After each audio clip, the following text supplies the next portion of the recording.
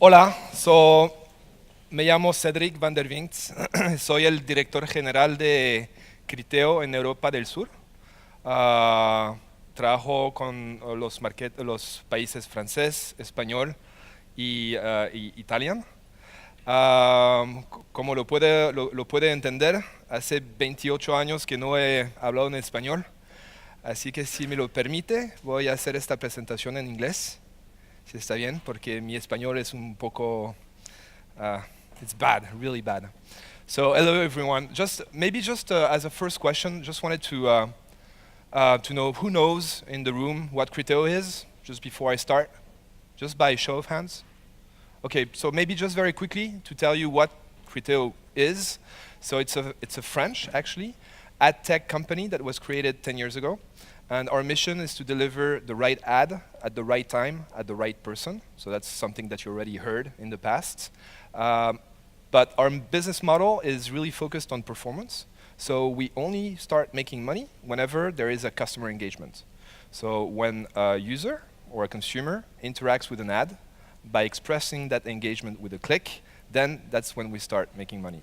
So our goal is to make sure that we actually, because we buy a lot of inventory in all marketplaces, working with direct publishers and everything, and we need to make sure that when we show you and display you an ad, it has a value for you. So it's kind of a service, and I will get back to that afterwards. Okay? So just wanted to, so I'm going to focus on customer journey today. And just to start with a few numbers on the Spanish market, especially. So who here is considered to be a Generation Y person? So meaning somebody that was born between 1980 and 2000 in the room? I'm not actually, I'm older, but I would love to. Okay, so there are a bunch of you guys that are in Generation Y. So the Generation Y just like grew with the burst of internet, okay? And it's a very specific population that is actually changing the game today, and it's changing the consumer behavior. And we see that in Spain, especially in Spain, you guys can be super proud. I'm actually super proud of Spain. Spain is heavily using internet. And on the mobile front, you can see that those younger generations, I would say, are the penetration of mobile internet usage is huge, okay? And what's interesting to see is that the next generation is coming. Just to give you like, it's a personal story, but a few months ago, I was just cooking in my kitchen, and my daughter comes to me and says, Dad, the TV is broken. So I'm like, what? TV is broken? So I go in the living room, and first I realized that she managed to use my phone, go on Netflix, watch a cartoon, and cast it on the TV alone, okay? And the cartoon was paused, and I'm like, okay, I was a bit stunned, you know? And I'm like, what's broken? She's like, she goes to the TV and pinches the screen and tries to zoom like this. It's broken, doesn't work. I'm like, okay, we're in serious trouble. And by the way, I didn't mention it, but my daughter is 4.5 years old, okay? So that generation, I don't know if it's Z or whatever, is coming and is going to change the game again in the coming years. And I'm super excited to see what will happen. And we'll have like some testimonials of youngsters talk about internet and mobile that is super interesting to look at. And the thing is that we don't only use our mobile. Like today, more and more on a daily basis, we use more devices to connect to the internet.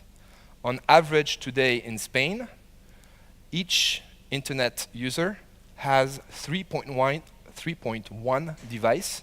So let's say 3 devices. So potentially a computer, mobile, a tablet, or a work computer, home computer, mobile, you name it, 3 today. But tomorrow in 2017, we already know that this average will be 5, okay? With the Internet of Things, with the progression of the innovation, and the fact that we all want everything to be kind of connected. It's a bit scary in some ways, and at the same time it shows great opportunities. This number is going to grow. According to Microsoft, today, in Europe, on average, in each family, you have 10 connected devices. at home. That's huge. So you can imagine the complexity, the opportunities that this growth in terms of connected devices is bringing into our ecosystem, right? Moving on, I have to, let me just go back. I have to make a confession. I'm unfaithful to my wife. I am. It's been like a few years. I'm cheating on her. The good news is that I'm not alone, and everybody here is doing the same thing with their wife, husband, girlfriend, boyfriend, you name it. Why? Because the mobile is actually the person I'm cheating my wife with. I'm spending more time playing, using, working with my phone, with my mobile, than just spending time with her. This is a study, the numbers that you see here, that was done in the UK 2 years ago. That number of average of 2 hours a day on the phone, do you know how much it is here in Spain today? 3 hours and 23 minutes per day. That's huge. Last year, it was 2 hours and 23 minutes per day. So that number is growing rapidly. Another interesting number. Do you know how many times you guys here in the room actually pick up the phone and open it in one day, average? Yeah, 150 times per day, average. So let's assume that you sleep 8 hours per night. That's 10 times an hour, just like opening it. And actually, there's an app for that. You can download an app that will track the number of times you open your phone, you switch it on, or whatever. There's even a new name for a sickness. It's called nomophobia. Do you know about nomophobia? It's the fear to lose your phone. And now you have psychologists that actually have programs to treat that disease and help people just like get rid of that, you know, like you always go and reach out for your phone and try to open it. It's completely crazy. There was a study that was done in the UK some time ago. I think it was ordered by MasterCard on mobile usage, and they ordered a survey, okay, asking people questions, okay, would you rather not have your mobile for 1 week or something, you know, just like sacrifice something? 43% of the respondents would rather go shoeless, no shoes, for 1 week rather than not having their phone. Even worse, and I'm sure it's more in France than elsewhere, 1 out of 5 people would rather sacrifice their toothbrush rather than their phone. That's in France, don't worry. So it's huge. It's growing. 90% of the people, they always have their phone next to themselves all day long, okay? And also, a more interesting fact perhaps for you guys, 70% of the people that are in store, okay, just like in a real store, they actually use their phone in the store. Okay? So mobile is completely... How much time would you say you spend on your phone every day? Changing the game. What is this? Oh yeah. And maybe just to put some words in the people's mouths, just to show you guys what people think about their mobile and the way they use it, we have a short video. How much time would you say you spend on your phone every day? I think an easier question would be, when don't I have my phone? 4 or 5 hours. 6 hours? Solid 4 to 6 hours. 23? How much of that time is spent on actual phone calls? 0. None. 0. There's no, I don't think people really call each other anymore. I call people and people get weirded out that I called them. Isn't that crazy? I mean, the phone is not even used now by the youngsters on its primary functionality, calling. They no longer call. And even, it's a bit scary, but even today, teenagers, they don't have an email address. They don't share through email.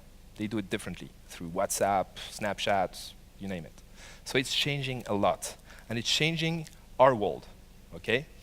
Today, so each quarter, Criteo releases a state of mobile commerce reports in which we provide some data, such as the one that you're seeing on screen.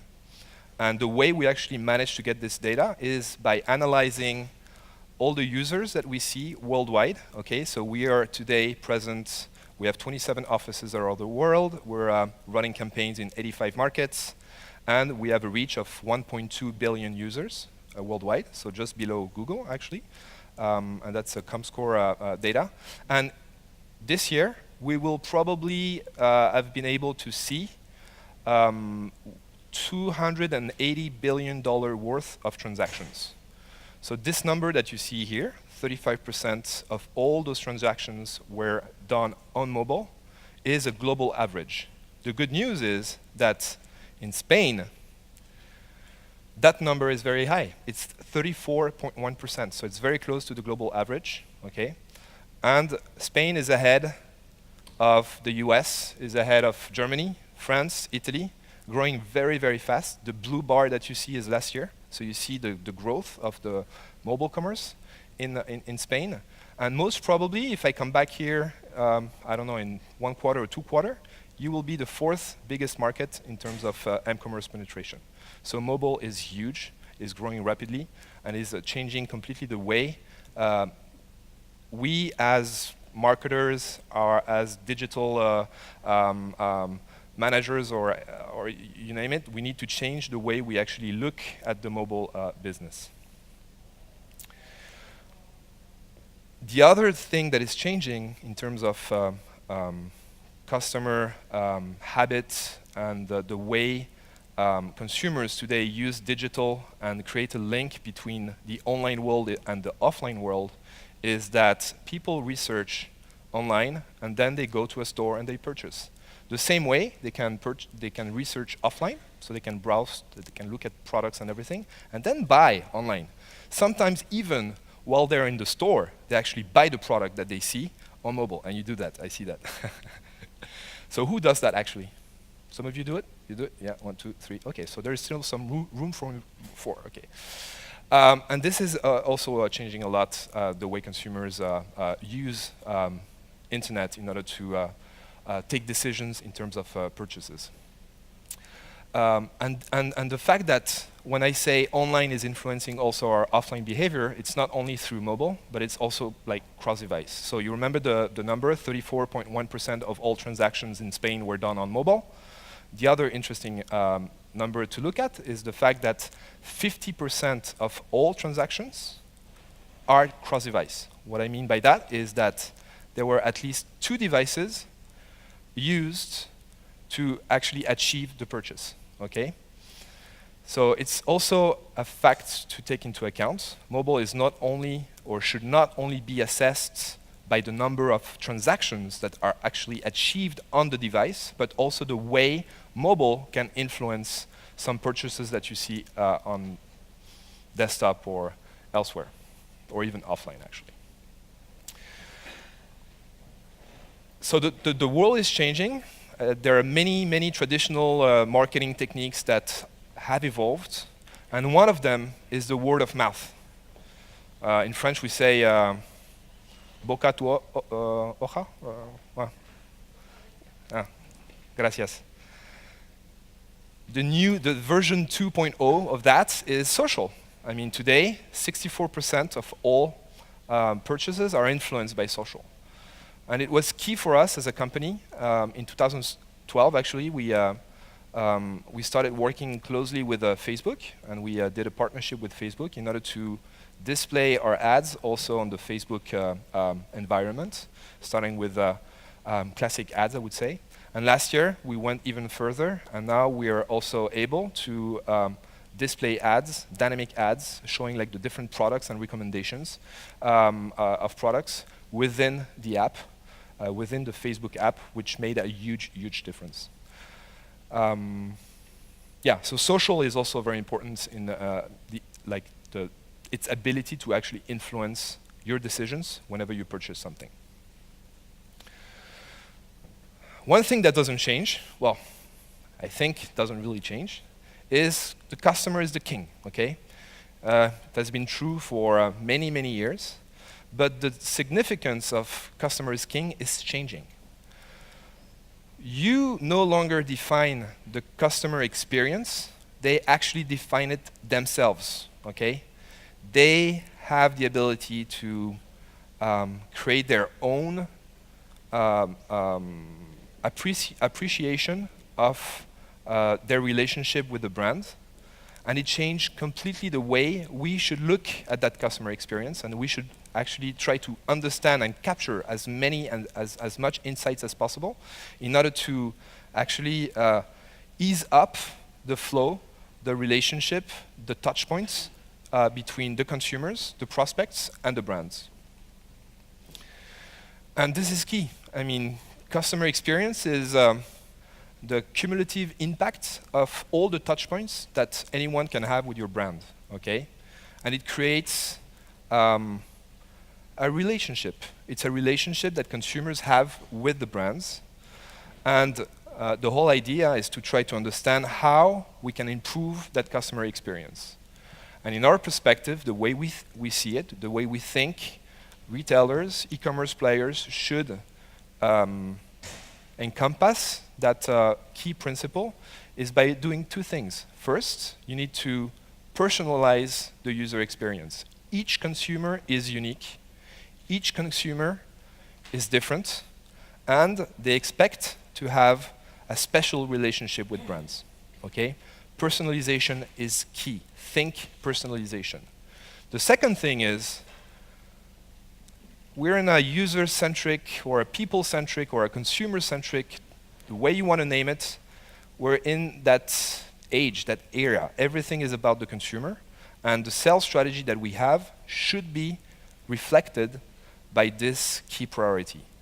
Omnichannel means that the user is at the center of all the sales channels you have, and it's key to be able to address not only a user on one channel, but a person, an individual, a consumer across all channels, and obviously all devices. Let's start with personalization. That's a weird fish, actually. Blue. This was so easy. Come on, it was like one product, the same product for everyone, okay? That was simple, that was super simple. It's changed. Now, you can actually, if this is the example of Citroën, you can select your engine, you can select the type of, fuel you want to use, you can personalize the color of the car, the rooftop, the wheels, the interior, the seats. You can personalize everything. I think that for this type of car, there are like 3,500 different permutations available. We're in the me age, me. It's all about me. It's all about what I want. And I want everything to be exactly the way I imagine it to be. And it's not only about cars, it's also shoes. Now you can go on Nike, you can go on Adidas, you can design your shoe, order it, and get it like a week later or 3 days later, exactly the way you want it.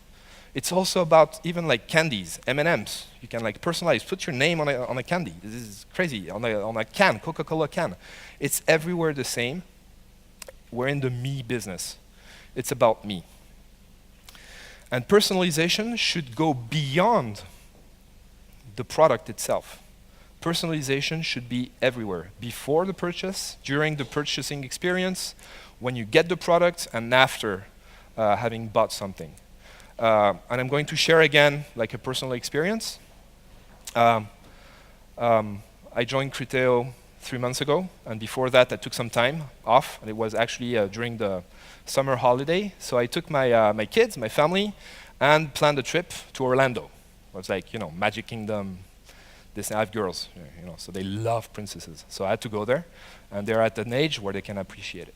So I went on the Disney website, and I started planning my trip. So first questions, who is coming? So I said, okay, I have 3 kids, 2 girls, 1 boy, this age, blah, blah, blah, and so on. Every time I added an information, like the recommendation or the best trip possible depending on my profile, was updated constantly. So saying, okay, you should go to Magic Kingdom, and you shouldn't go to Epcot because they're too young and they can do this. So everything was personalized. At the end, I chose the hotel, I chose everything. I submit. A few days later, I get by mail the real mail, the one you have to open a door and get something out of it. I get some bracelets with, for me, I had Donald Duck because I love Donald Duck. My wife has a Daisy, and my kids had, some nice bracelets. And they invited me to download an app. When we got there, I was able to get all the information directly on my app. I could open the door of my hotel room with the bracelet. I could go in a restaurant in the park and pay with my bracelet. Every time there was so I had a schedule in order to, okay, if you go at 11 at this attraction that is fine for your kids, you won't have to queue. You get alerts. This is like a personalized experience. It's about me. It's about my family, the way, depending on the ages and everything. And at the end of the experience, I received an email with all the pictures that were taken in the attractions. This is a great experience, and this is what customers want. And it's not only, and this is the example of Disney, but today, you were talking about Amazon just before. Amazon is the same thing. There is not one Amazon.com, it's Amazon.me. So once you're logged, once you're a customer at Amazon, like the portal itself is personalized for you, depending on what you like, what you browsed, what you purchased, and it makes a huge difference. Same for booking with the genius recommendations. So everything has to be taken into account on a user-by-user basis. And the good news is that it reflects in the numbers. 70% of the people want to have a customized experience, and 90% of them are willing to share that data in order to benefit from a personalized experience. This is key. We have a lot of challenges around like privacy, data usage. Once you provide information control to the users and they know why you want to use the information and it benefits them, then they're okay, 90%. I remember like 3-4 years ago when I called Air France on the phone, I had to put my frequent flyer number. And by putting that number, it was helpful for Air France because they knew I was a gold member, and so they could redirect me to the right person. But when I had the person online, he would tell me, okay, what is your frequent flyer number? I'm like, what? Why should I put it on the phone and then tell you by phone? It's crazy. So that data that is given should not only benefit the business, but the user at the end. Okay? And not only they're willing to share that data, but also they expect you to use it. If you don't use it, you miss something. And they're disappointed. Okay? So for me, and this is an example on a fashion website, I don't want to have recommended products that show the best sellers in the category, or a product that doesn't fit my style, or a product that, when I click on it, oh, it's nice, okay, it's great. It's not, I bought shoes before. Why don't they keep, I'm not growing my feet, right? The feet are staying the same size. They have my size. Why do they recommend me products that they don't have in stock in my size? So everything has to be thought this way. Recommendation is very powerful. In our ads, we display the products that were seen by the users, but also a lot of recommended products. Criteo was built on that recommendation technology, and today it's in our DNA. So our ability to analyze the products available on a retailer and understand, depending on each profile and behavior, what product should be recommended is a key asset for us. And I'm going to share our data today, is that 70% of all the clicks in those banners are done on products that were never seen before by the user. It's a service. The same way, this should be available on the websites. Be omnichannel. User centricity, multiple channels, online, offline, cross-device, omnichannel. The user is at the center of everything. There was, I think, a dream. Everybody in this room at some point dreamed to be able to actually create a bridge between online and offline, being able to understand who saw a product on my website and then went in store to check it out. This dream is today becoming more and more a reality. In 2013, Apple released the iBeacons, that concept of being able to use the mobile as a connective tissue between the online and the offline. And even though today, roughly 1% of the 3.5 million retail stores in the US are using beacons, that number is growing rapidly and rapidly.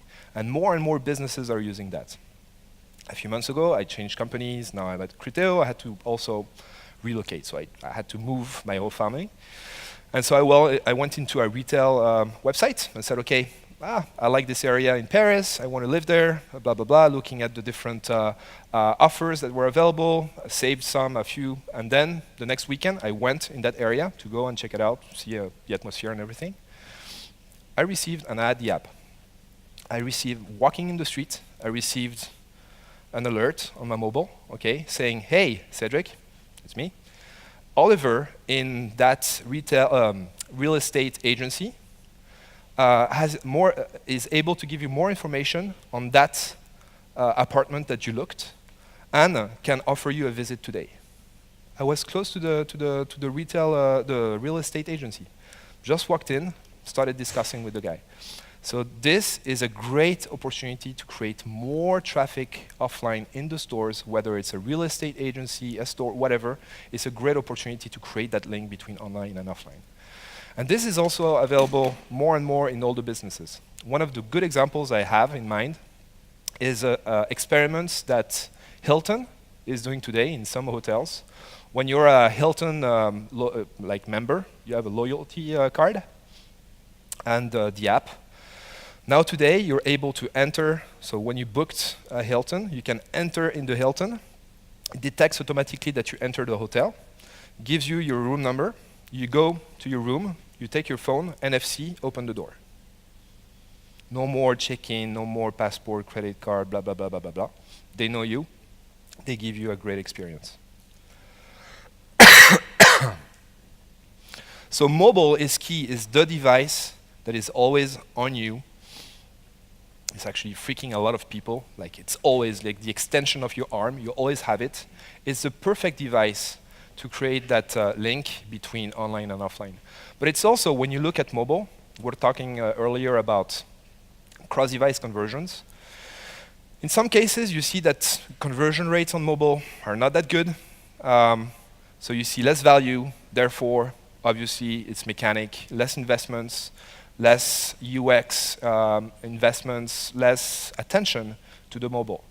But let's not forget that mobile is also, in 20% of the cases, the first device used in order to start researching a product.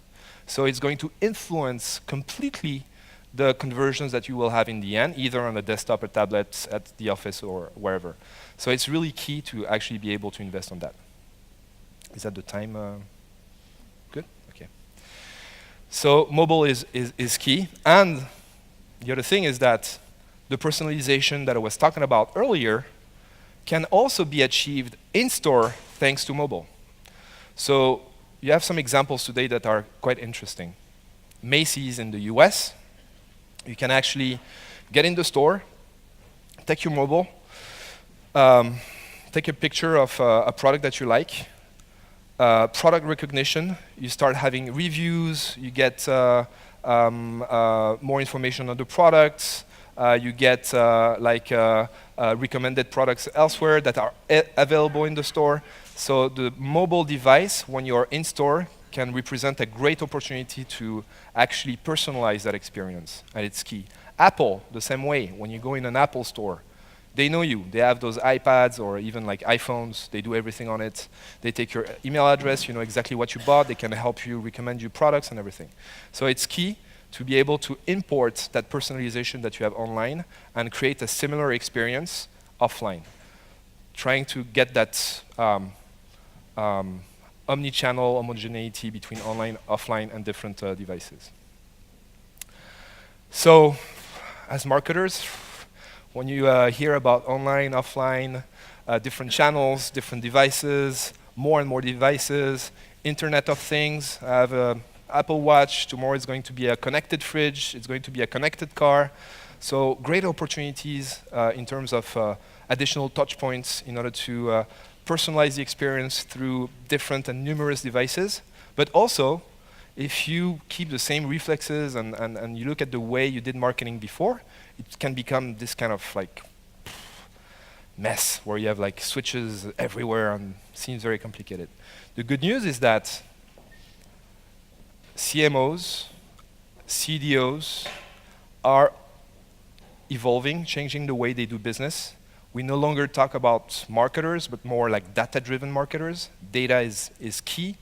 There are more and more platforms that are available to actually collect that data, segment it, use it the right way in order to personalize the experiences, in order to rationalize the investments, in order to have a better understanding of the contribution of each channel on the final conversion, in order to better understand the lifetime value of a user. So all those platforms are here to actually help you use that data in a very rational way.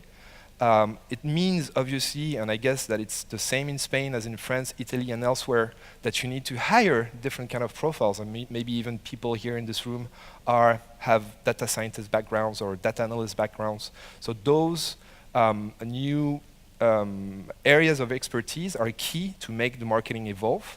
And in order to go from a way where you see like challenges and complexity and difficulty, also because I think the ecosystem is trying to, like, it's also like very common for the ecosystem to try to complexify things.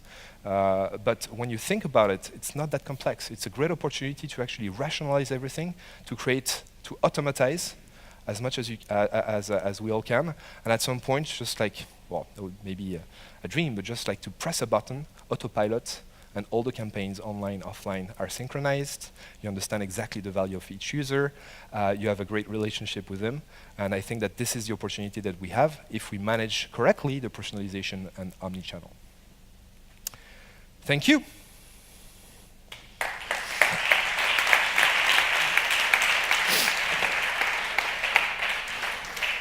¿Alguna pregunta? Any question? Even in Spanish. I think I can take them. And I have Elsa here that can translate if I have an issue. Te la pregunto en español. En cuanto a la personalización, sí que bueno, se está viendo toda la importancia que hay, todo lo que has explicado. Me gustaría que me dijeras tu opinión sobre las impresoras 3D para relacionarlas con el tema de la personalización de los productos y mejorar la experiencia del consumidor. Elsa, help me.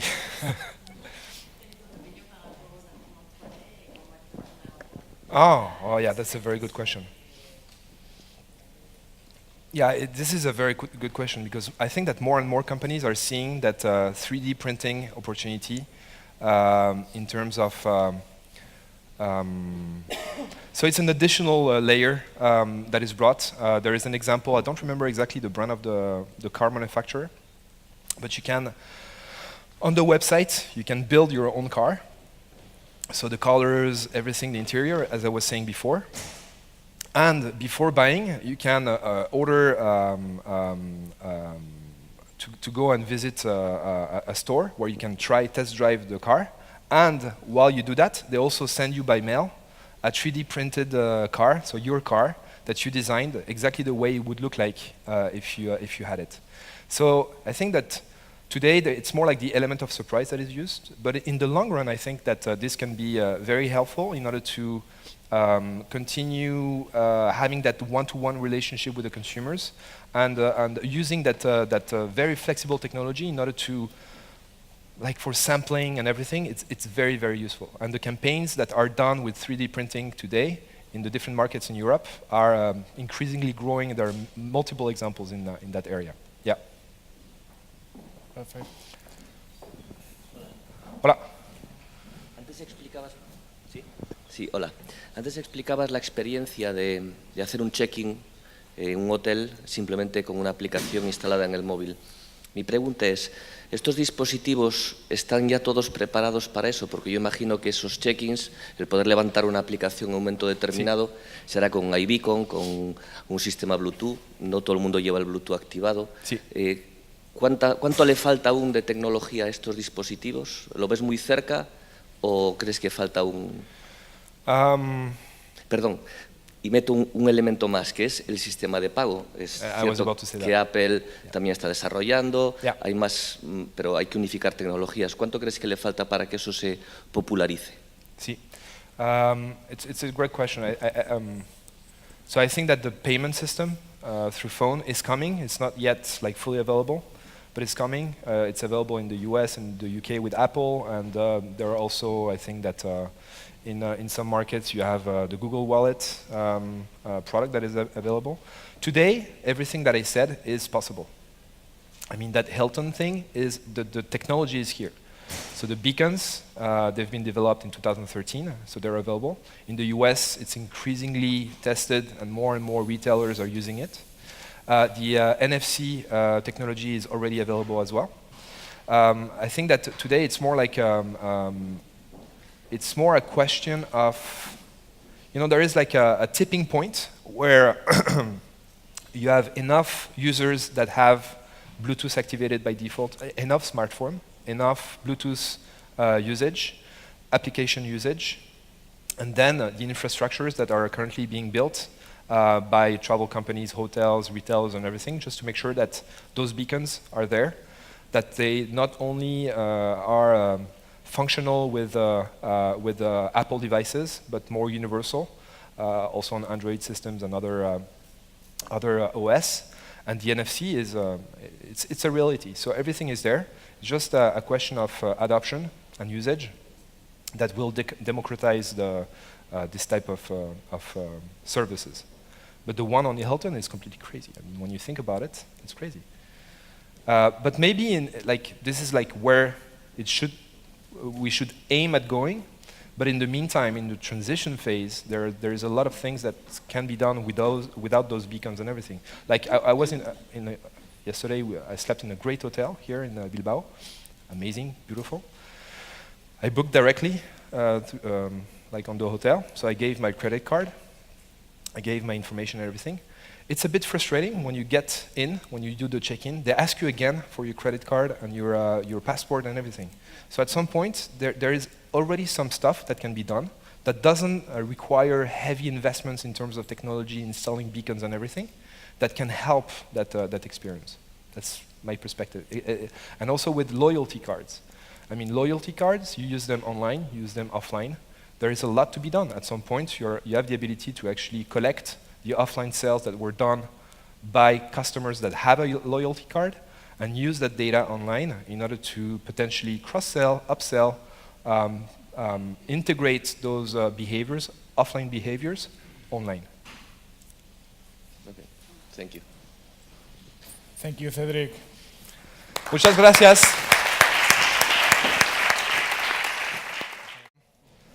Hola, me llamo Cédric Vandervynckt, soy el director general de Criteo en Europa del Sur. Trabajo con los países francés, español y italiano. Como lo puede entender, hace 28 años que no he hablado en español, así que si me lo permite, voy a hacer esta presentación en inglés, si está bien, porque mi español es un poco... it's bad, really bad. So hello everyone. Maybe just as a first question, just wanted to know who knows in the room what Criteo is, just before I start, just by a show of hands. Okay, so maybe just very quickly to tell you what Criteo is. So it's a French, actually, ad tech company that was created 10 years ago.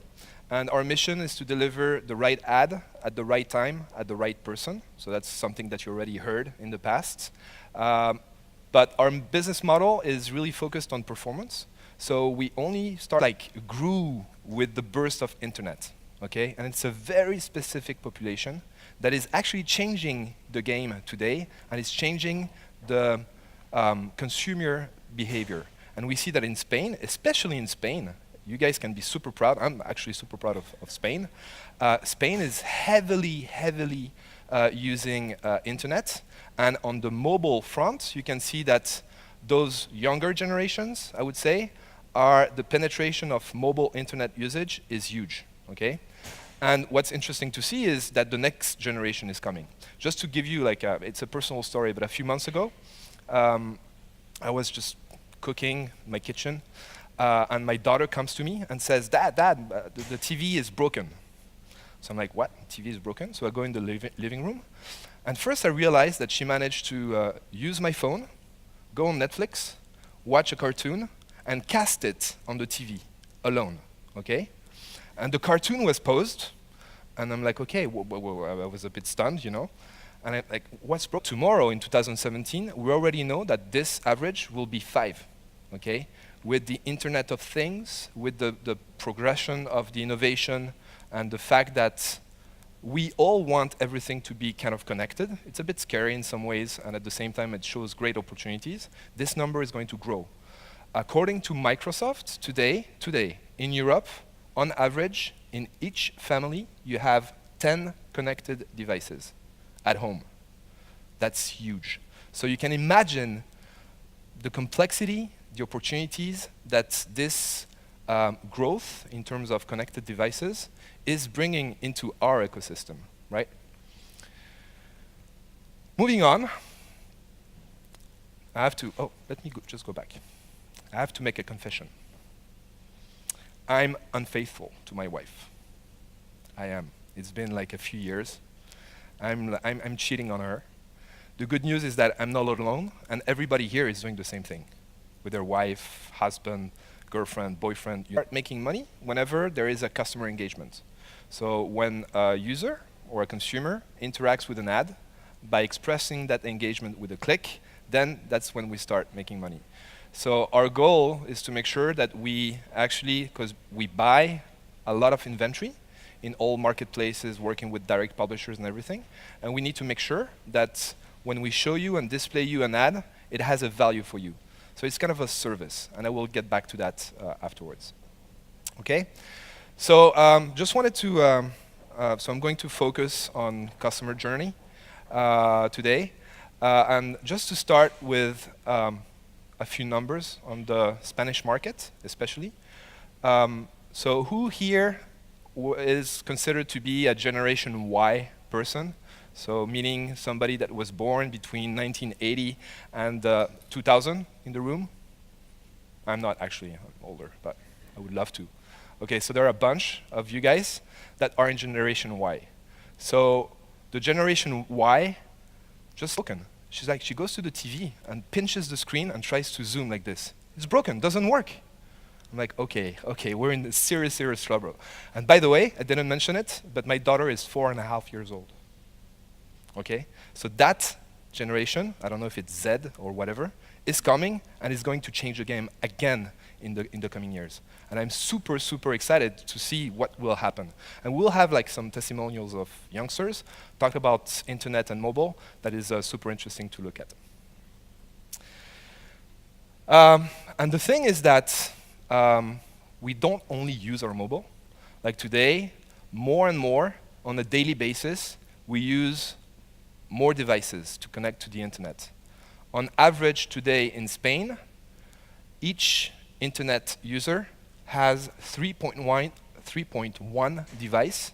So let's say 3 devices. So potentially a computer, mobile, a tablet, or a work computer, home computer, mobile, you name it, 3 today.